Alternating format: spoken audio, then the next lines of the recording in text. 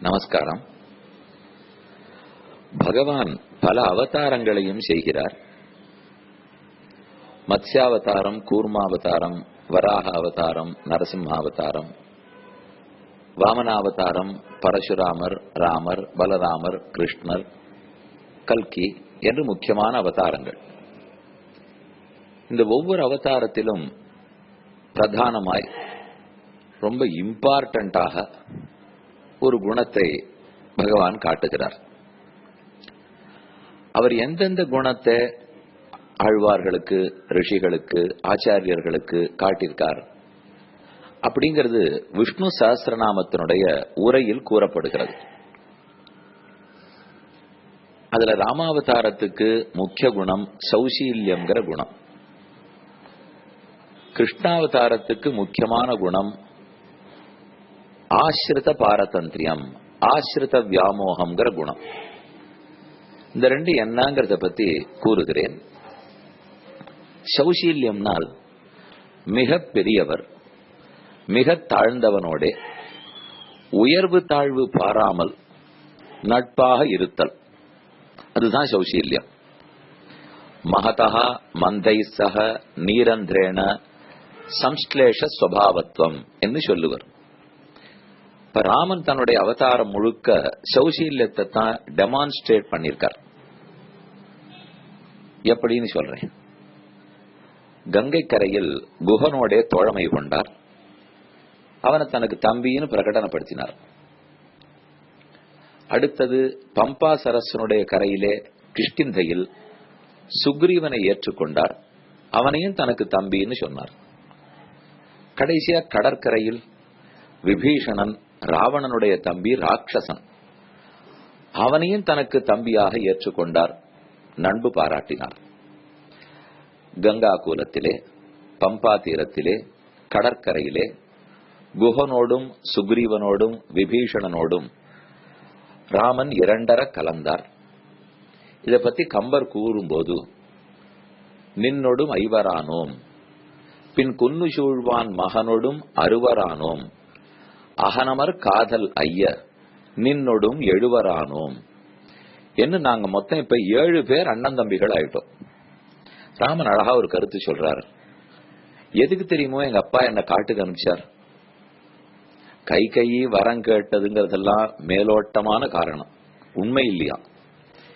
எது உண்மைன்னா, ஒருத்தருக்கு ரொம்ப நாளா ஒரு பொருள் கிடைக்கல, இப்ப ரொம்ப கஷ்டப்பட்டு அந்த பொருள் கிடைத்திருந்தால் அப்ப அது 1 கிடைச்சா போறாது, 2 கிடைச்சா போறாது, நிறைய கிடைக்கணுங்கிற ஆசை இருக்குமா? அத போல 60,000 ஆண்டுகளாக தசரதனுக்கு புத்திர பாக்கியம் இல்லை, குழந்தைகளே பிறக்கல. அத்தனை வருஷம் கழிச்சு இப்ப ராமனு லட்சுமணனு பிறந்த உடனே 4 போருங்கிற எண்ணம் வரலையா?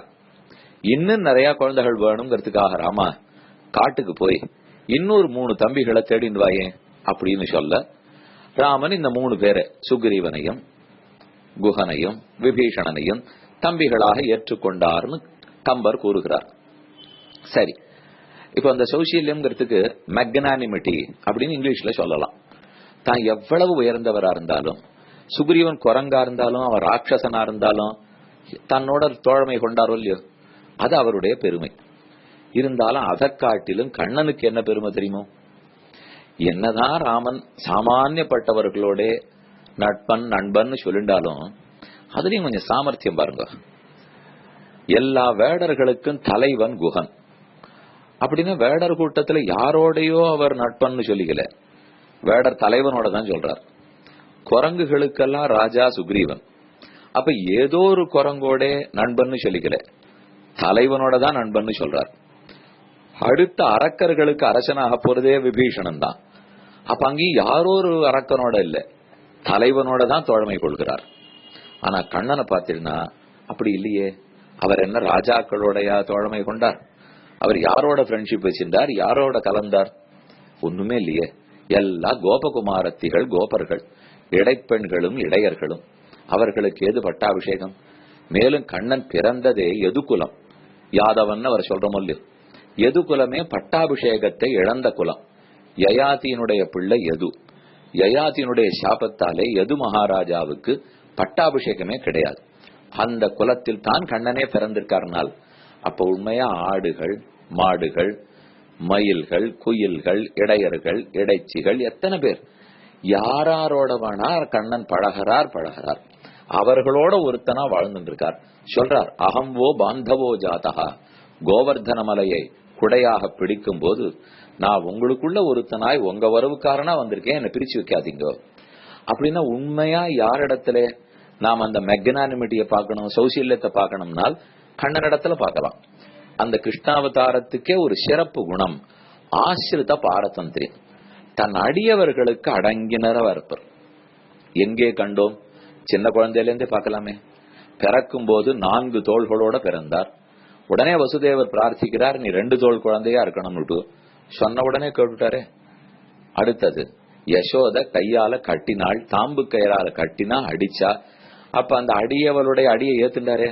அப்ப அடியார்க்கு அடங்கினவனாத்தான் இருக்கார். அப்புறம் வயசாச்சு, அர்ஜுனன் பார்த்து தேர ஓட்டு, 2 சேனைகளுக்கு நடுவில் என்னுடைய தேரை கொண்டு போய் நிறுத்து அப்படின்னு ஆணையிடுகிறார். அவன் எங்க தம் புருவத்தை நிறுத்தி இந்த பக்கம்னு சைன் பண்றானோ அந்த பக்கம் எல்லாம் ஓட்டமா ஓடின்னு போய் நிறுத்துறார். அவனுக்கு எப்ப ஆபத்து வந்தாலும் ஓடுகிறார். ஆக தன் அடியவர்களுக்காக எத்தையும் செய்ய தயங்காதவர் கண்ணன்.